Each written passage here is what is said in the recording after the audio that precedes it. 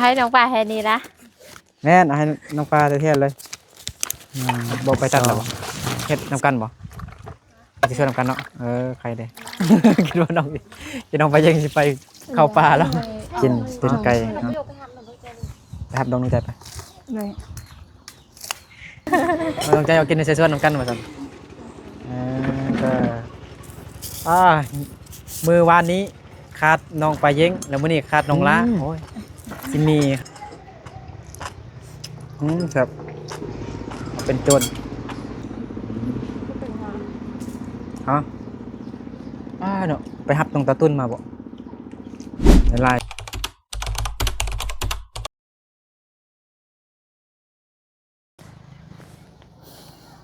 กล่าวทักทายสบายดีพี่น้องบนสุขุสุขคนเด้อเนาะตอนนี้บ่นึกอยู่กับน้องเดี๋ยวมานี่เลยทางนี้เลยเร็วผมมีเกือบเอาไปให้นั่นก็ได้โอเค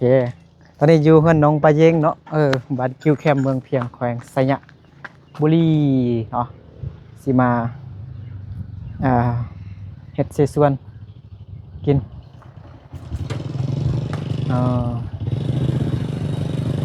พอดีนางเอกมาแล้วน้องตาตุนตาตุนคือเก่าเฮาเนาะคือเก่าเนาะคือเก่าไปดีผู้สาวญี่ปุ่นเลยนี่นะเห็นบ่งามคือผู้สาวญี่ปุ่นเลยแต่ว่าคือเก่าสิเฮ็ดเสฉวนกินคือเก่านะอ้าวไปช่วยเหลือพ่อแม่นะโอ้เฮ็ดจังไดเนาะบ่ได้กินเสฉวนนำกันซ้ำอันนี้กันนางเอกประจำช่องก่อนนึกคือกันเนาะ มาเอาดอกไม้กันมาเบิ่งดอกไม้กันเบิ่งกันยาสมุนไพรแม่น้องไปเองนะ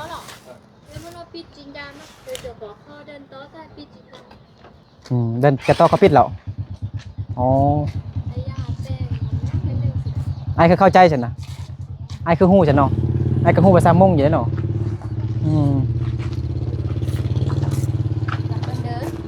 มาบ่เดียวซื่อๆคิดว่ามากินเสฉวนนำกันบ่แม่นแซ่บเนาะก็ไม่ใช่ต้องไปนั่งเสฉวนอ่ะน้องเสฉวนนำกันโอ้มีเวียกหลายตลอดน้องลงไปโอเคจังได๋มาเด้อบ่มาไอ้นำไปฮอดเฮือนเลยเด้อ ให้ยอกซื่อเด้อใส่ดอกไม้ไอ้นึกนะ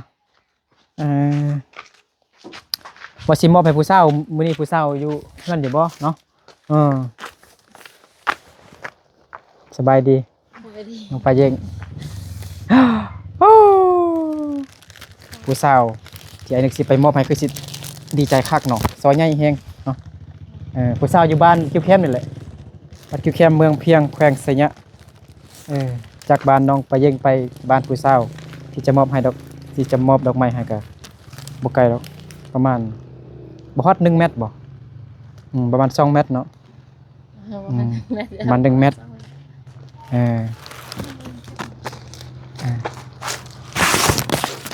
นี่มอบให้น้องไปเย้งเนาะดอกนี้พี่น้องเนาะ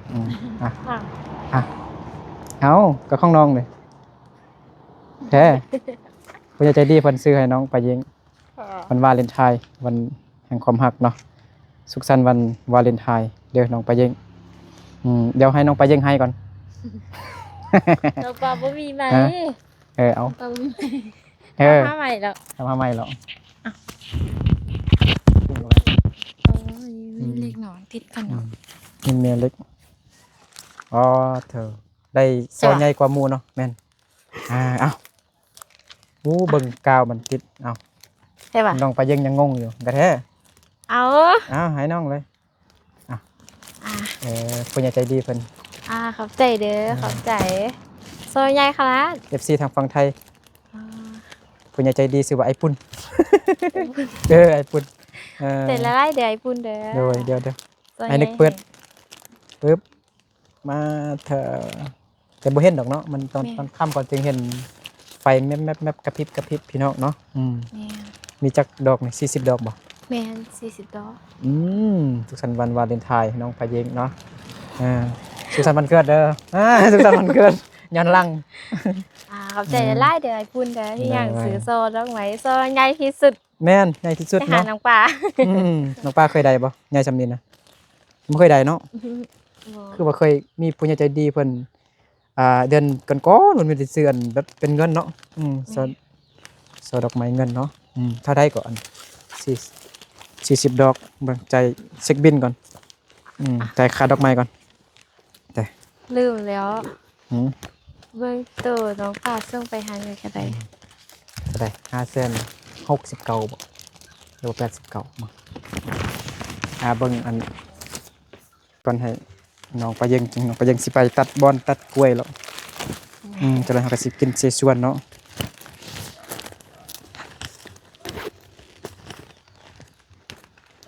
เอาให้น้องป่าแค่นี้นะ แม่นเอาให้น้องปลาแท้ๆเลย1 2 3 4 5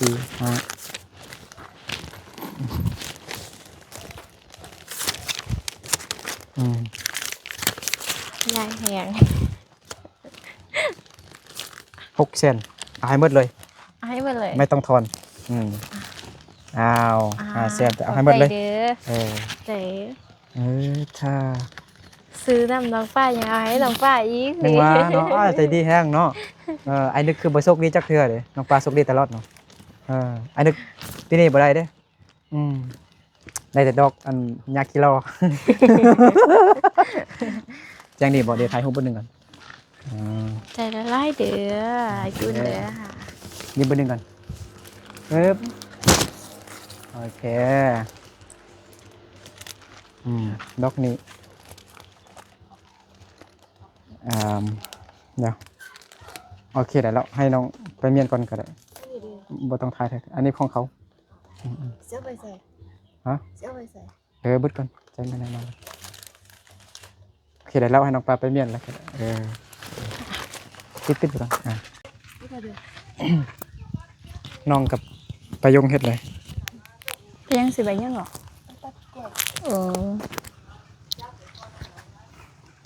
สบายดีปายง สบายดี สบายดีเนาะน้องปายงก็สิมา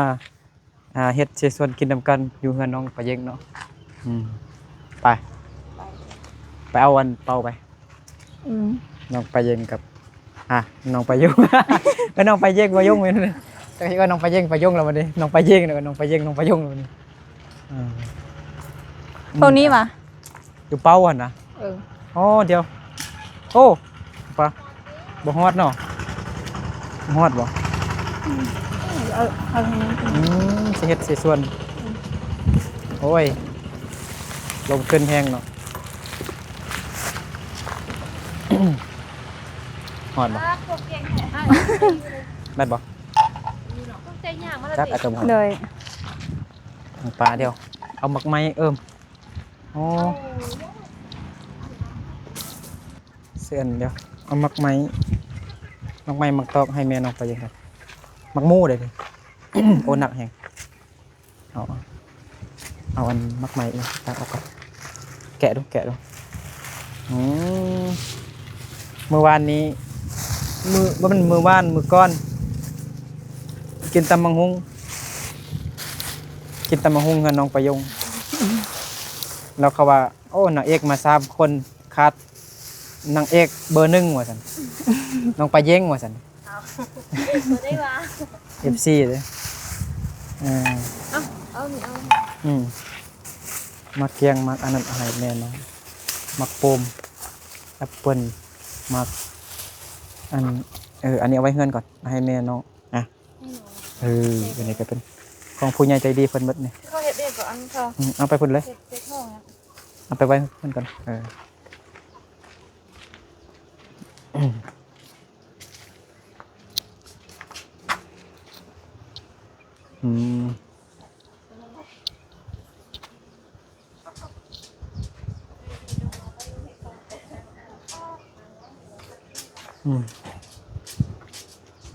ก็เอา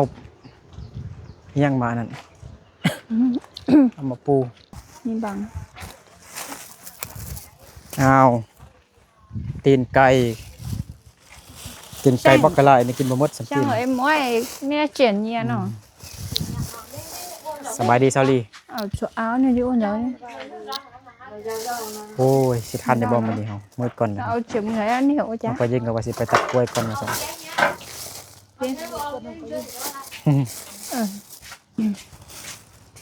ให้เซา áo ดี bánh กับ chỗ mấy chả cá lột cho nó Nó- cái này này ประยง áo này Thật có thà. đi đây โอ้เจ้าภาพบ่อยู่บ่ค่อยคักปานใดเนาะเพราะว่าเจ้าภาพบ่อยู่นี่ของเงินบ่อยู่นี่บ่ค่อยโอเคปานใดล่ะคือหากินอันนี้หมดแล้วก่อนอาจจะไปตัดกล้วยบ่ไปตัดแล้วบ่เฮ็ดนํกันบ่สิช่วยนํกันเนาะใครเด้ คิดว่าน้องไปยังสิไปเข้าป่าแล้ว áo Hả? tròn rồi ăn gì ยังว่า ăn máng cái là tròn nó cái này chỉ toàn tiền nó อันนี้ก็เป็นงบของไอ้ปุ้นเพิ่นเนาะให้เฮ็ดกินเฮ็ดสิส่วนกินนำน้องปลาเย้งอายากับแม่น้องปลาเย้งอายาบ่ไปซะหรอกเพิ่นอายามากินน้ำเฮาน่ะ ไอ้ยานอน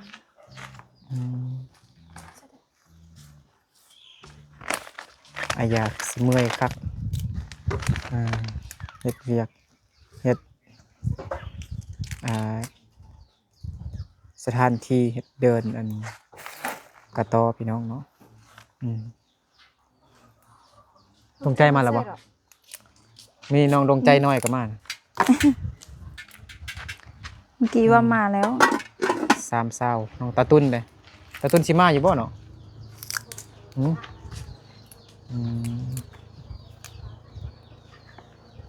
อันนี้เคยกินแต่คำเดียวอิ่มแล้วแหละ กินหลายบ่ได้ ให้หนูไปยกไปหาหนูดูเจ็บบ่ ฮะ ไปฮับไปดวงใจกลับไป à โอเค có dụ bà gì thế đó à กินตีนไก่ ให้หนูไป เนาะ ยกไปหาหนูดูเจ็บ ไปฮับดวงใจไป đây mày con đi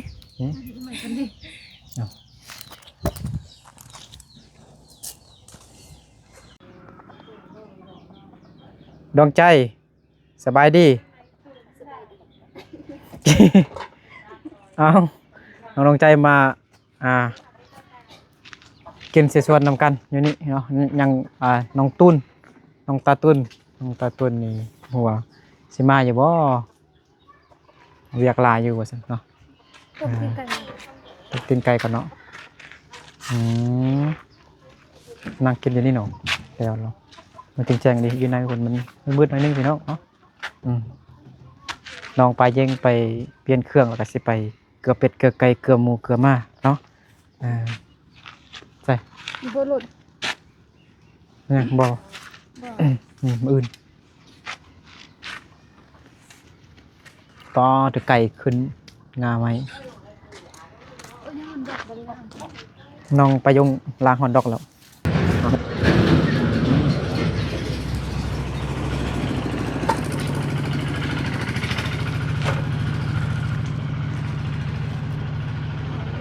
เกิดเป็นนัวป่ะ ก็ได้เด้อก็ได้ นี่กำลังต้มโอ้ยมันเต็มมันไล่หมดบ่ใส่ทีละน้อยเนาะอ๋อตักออกปลาเอาไว้เนาะอ๋อ มันก็แล้วมันนี่ โอเคน้องว่าเอายังก่อนลิดิน้องว่าเอายัง บวก ฮะ บวกเพิ่นบวก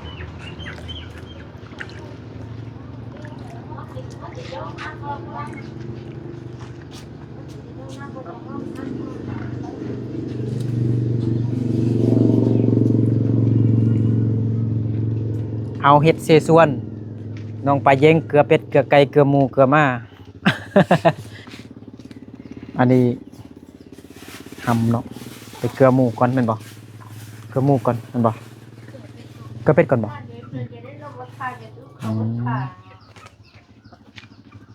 ว่าถ้าไก่น้องปลาเย้ง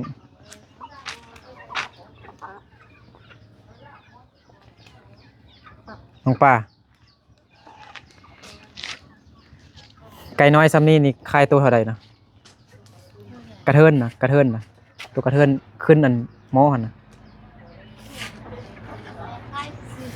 ฮะบ่เคยขายบ่นั่นท่านใดฮะน่ะน้องปลาบ่ฮู้แม่ขายโอ้ไล่ไก่ไปพุ่นหน่อยๆมันกี่ฝุ่นอืมว้าขี้ฝุ่นเลยเป็นจังได้ซอรี่อร่อยอยู่บ่แซ่บอยู่บ่ตรงใจซิมหรือบ่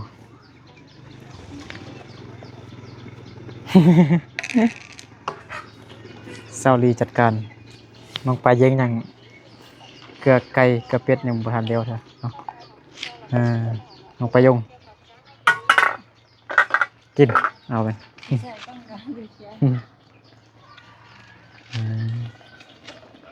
ปอดพี่น้องเนาะเต็มหม้อใหญ่มาสุกี้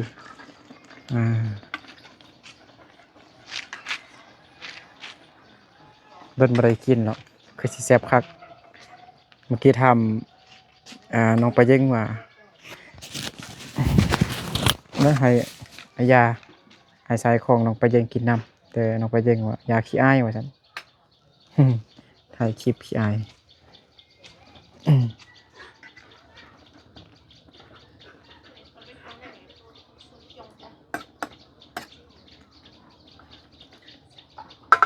ดีดอยบ่มักซีมึงดูบ่เอลีกินได้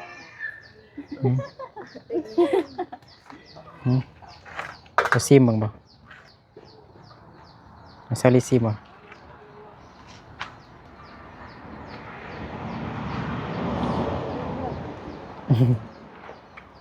เป็นยังแซ่บบ่ฮะโอเค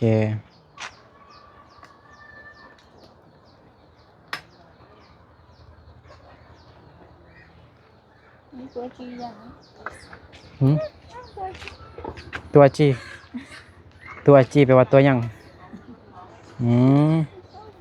วันนี้พาน้องไปยังมาสำเร็จเป็นบ่แล้วแหละสิชวนพอดีสุกน้องไปยังพอดีแล้วกระเป็ดกระไก่กระหมูแล้ว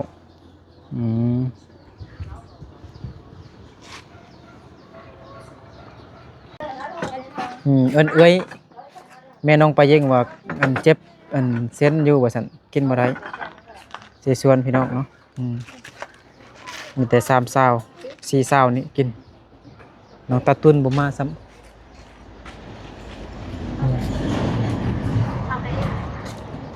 กินญี่ปุ่นบ่เราบ่กินน้ำเฮาบ่สิอ้ายบ่อ๋ออยากเข้ากองบ่อันตักให้เราเลยแม่ว่าเป็นหยังเจ็บเส้นสิกินบ่ได้เนาะ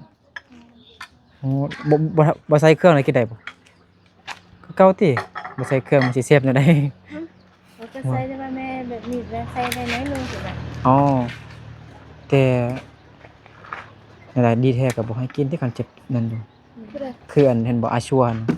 แม่เฮ็ดเสส่วนเราปวนร้านน้องลานบางคนก็ว่าเป็นพิษสิกินน้อย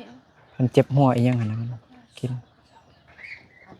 แต่เขาก็บ่ฮู้มันเป็นหยังสาเหตุอีหยังหั่นน่ะเป็นแนวนั้นอายาเด้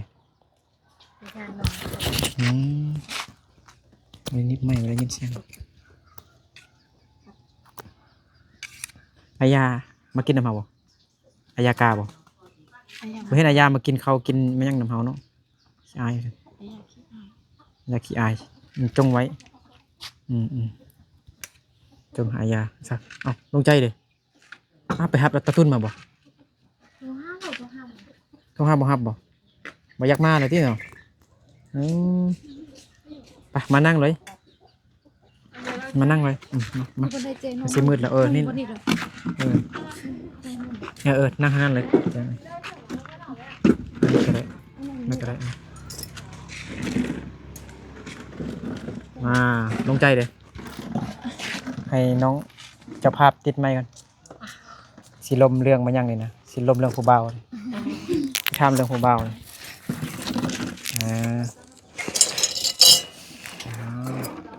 โอ้เสียดาย เด้อกินเสส่วนนำกัน มาเด้อมากินข้าวนำกันสิส่วน เดี๋ยว ช่วง กินกระส่วนเลยแม่กินกระส่วนน้องดวงใจ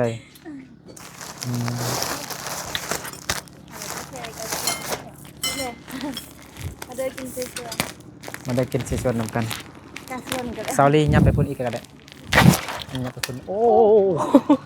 ไม่ยังนะไปยิงยับไปอีกยับไปอีกก็ยับมอกันนักในก็ได้เราเห็นหมดเลย มากินกะส่วนนำกันสิวะ น้องใจเอากินในเซสวนนำกันมาสั่นมือวานนี้ขาดน้องไปเย้งแล้วมื้อนี้ขาดน้องละโอ้ยสิมีหางเสียงจาก FC อีกแล้วแหละถามหาน้องละแล้วบัดนี้มื้อนี้มา3เช้า4เช้าเมื่อวานก็4เช้าคือกัน5เช้า พอดีบ่ 5เช้ากับน้องอาปุงนี่แซ่บบ่ แซ่บ บ่ได้ชิม ยังไม่ได้ แซ่บยังบ่ได้กินเลยยังบ่ได้เข้าปากเลยแซ่บว่าซั่นFC เพิ่นก็อยากเห็นอาญากินน้ำว่าซั่นร่วมกันแต่อาญาขี้อายว่าซั่น แซ่บไร แซ่บได้บ่เอากินหลดเหลือไอ้นึกจึงกินเอาจิดาเดก่อนเฮาเดก่อนอ๋อน้ำเย็น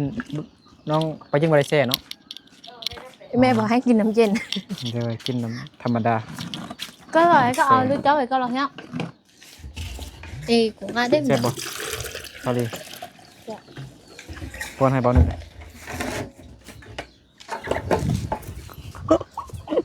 ผู้ชาวป้อนให้ไอ้นึกแล้ว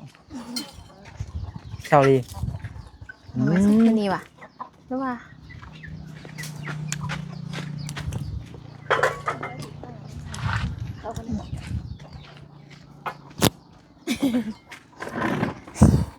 จะมีคนป้อนให้กินเด้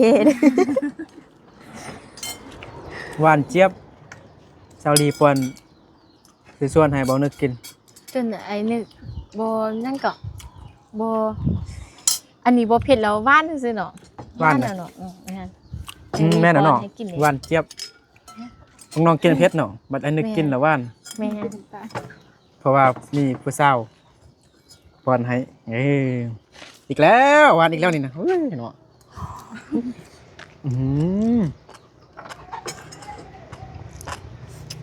ครับ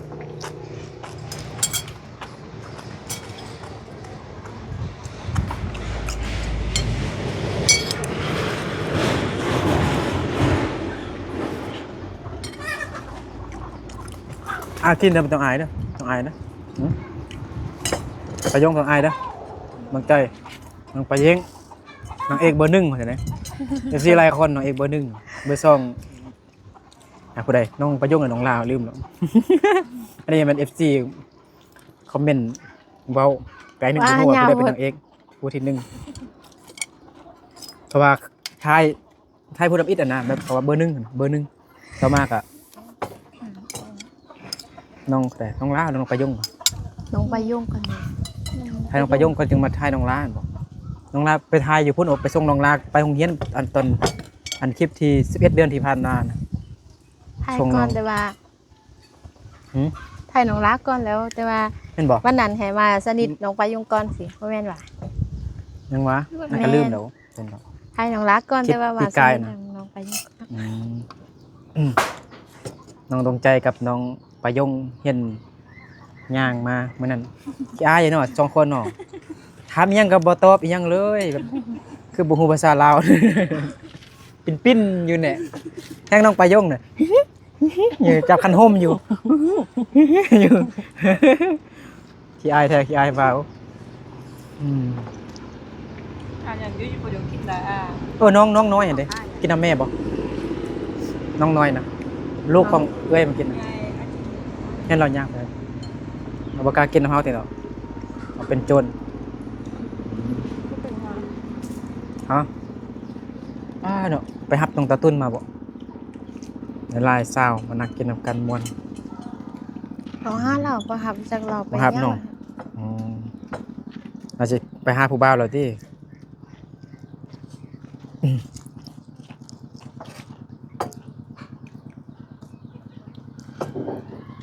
ผู้ได้เฮ็ดนี่น่ะแซ่บแท้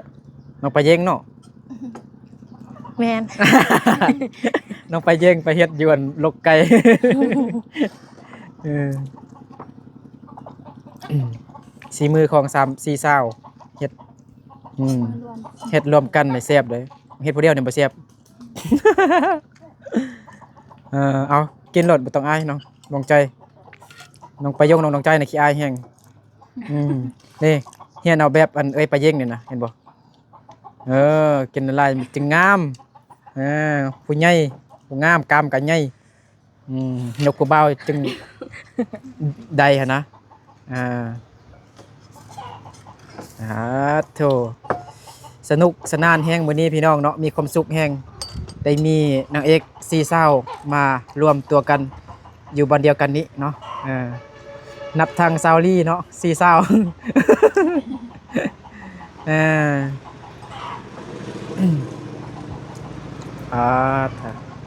ตอนนี้ก็เป็นเวลา5 โมงแล้วแหละแม่นบ่6 โมงแล้วบ่5 โมงเนาะตอนนี้นะ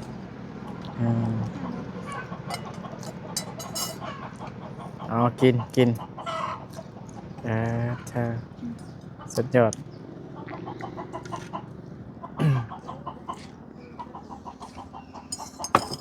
วันนี้เซอร์ไพรส์น้องไปเย่งจนงงเลย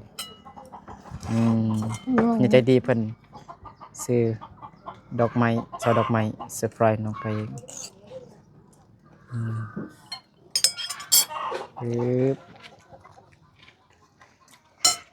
ยกโปรแถมกอยเนาะ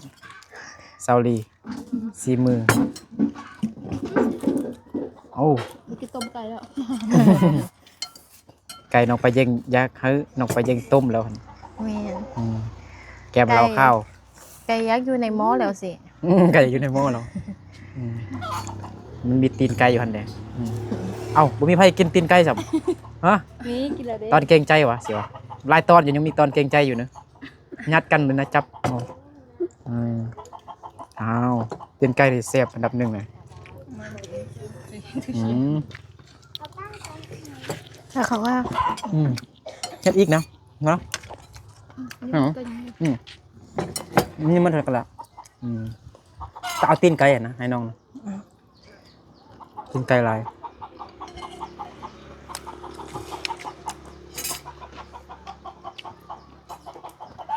ผักนี่มันก็ลายผักน้อยเลยบ่ใช่ผักร้านมันเต็มเนาะต้องหม้อใหญ่ๆซ้ำกะละมังสีฟ้าอันก่อน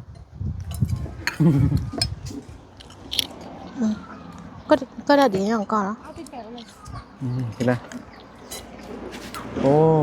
กินหลายคนมันแซ่บเนาะคือมันนั่นเนาะน้อยคนแม่นบ่กินบ่หมดซ้ำเนาะบักกะลายจังกะลายเด้แต่น้องไปเย่งงับผู้เดียวเบิด บ่ได้ยานย่างนะบ่ได้ยานย่าง ไม่เกรงใจไผเนาะบ่เกรงใจไผดุดันปานเขารีวิวรถไม่เกรงใจใครดุดันเขารีวิว Fortuner Ford Ranger ชาร์จคักๆกี่ดอกเจ้าลีก็ให้หรอกเผ็ดมันร้อนทางเผ็ดชาร์จเจ้าบอกหลายคนแซ่บยังไงแซ่บกินข้าวกับน้ำกับแซ่บกินหลายคนnormal นอคั่วแปลว่ากินข้าวลาบบ่ normal คั่ว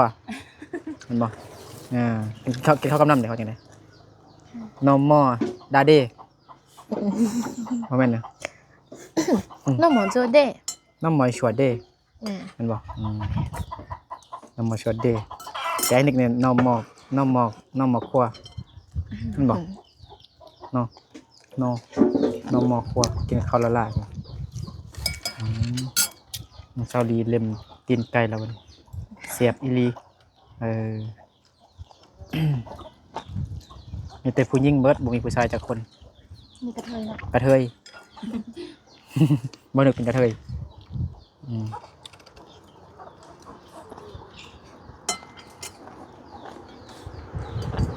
เอาตักกินหมดแล้วกันเห็นอีกเส้นยังบ่คนยังบดโอ้อีกหอบซองแล้วบัดนี้เธอแซ่บบ่น้องประยงแซ่บบ่แซ่บก็ว่าแซ่บไปก่อนเนาะอยู่ในกล้องเนาะน้องใจแซ่บบ่แซ่บสีมือน้องไปเย่งแซ่บเนาะสีมือตัวเองแซ่บบ่น้องไปเย่ง แซ่บ สอรี่อร่อยไหม ปรับมักสาวเลย ปรับหมักซาวเลยวันหมักซิบแล้วมัน มัก ป สาว รับ เลย หมักซาวพี่น้องเอาให้เลยหมักซาวเลยเนาะบ่เป็นเอาให้หมักซิบเอาหมักซาวเลย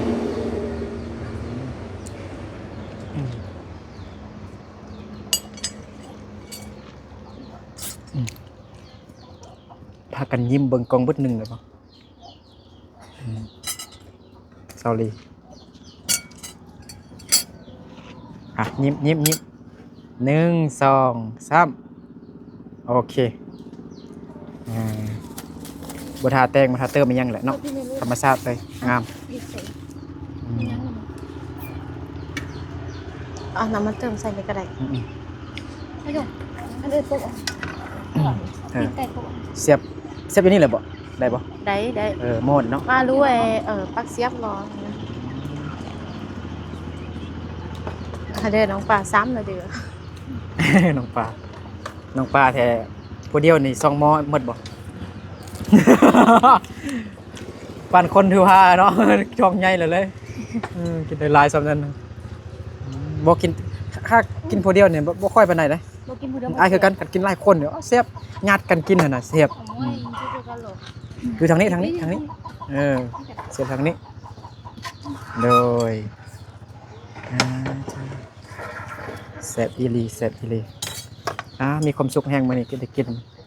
เสส่วนนำกันเนาะ3เช้าเนาะเอก3เช้า4เช้ากับเช้าลีเด้อ เจ๊ดอยน้องหล่อนเจ๊ดอยก็ไหนหล่อนเจ๊ดอย เช้าลี เดี๋ยวจะหมัก เดี๋ยวต้องยกตีน น้องประยงมายังก่อนน้องประยงมันเว้าแต่ภาษามงนะ เราว่าไปล้างมือก่อนสิ ล้างมือภาษามงว่าจังได๋ ทำไม ล้างมือภาษามงว่าจังได๋ก่อน จัวเต จัวเตเตมันมือ แมน จัวมันแปลว่าล้าง แมน จัวเตจัวเจ้าจัวเดีย ก็ปุ๊บ มันบอกเอาอาญาเด้ ไอ้ยาวะยานอนจังน้อยใครตักอะไร ตักไว้ให้เราเนาะเฮ็ดมันแล้วก็ตักให้เราก็ได้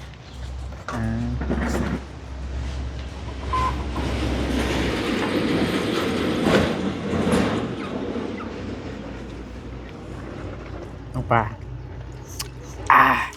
อร่อย เฮ็ดเวียกมันไม่เมื่อยกินแห้งแซ่บเนาะ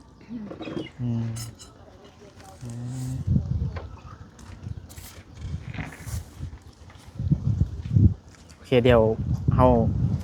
บัดนี้บ่นึกสิกินหมอที่2เนาะหมอที่1บ่ทันกิน3 4 20กินหมดก่อนหรอก เดี๋ยวอนุญาตสิปิดคลิปไว้สำนี้ก่อนเด้อพี่น้องเนาะก็ขอบใจขอบคุณผู้ใหญ่ใจดีเด้อที่เลี้ยงเสส่วนน้องๆเนาะ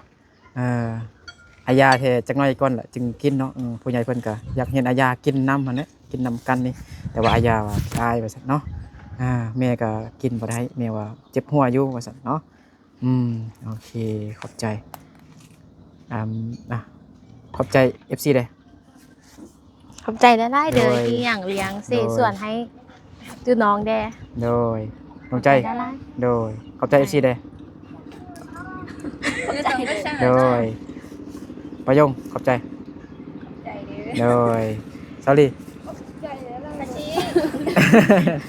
โอเคเอาเจอกันในคลิปต่อไปพี่น้องเนาะเดี๋ยว